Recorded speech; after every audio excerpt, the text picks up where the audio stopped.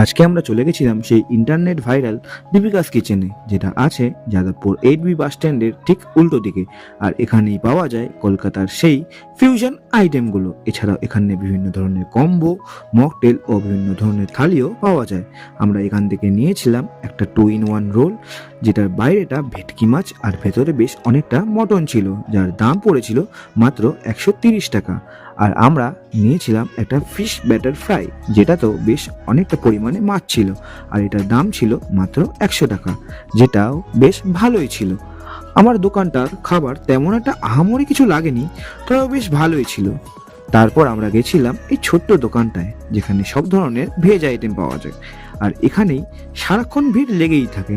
আমরা এখান থেকে নিয়েছিলাম একটা ফ্রাইড রাইস কম্বো, যেটাতে ছিল বেশ অনেকটা পরিমাণে রাইস, আলুর দম, একটা বেগুনি আর একটা পাঁপড়, যার দাম পড়েছিল মাত্র 50 টাকা, যেটা খেতে বেশ ভালোই ছিল।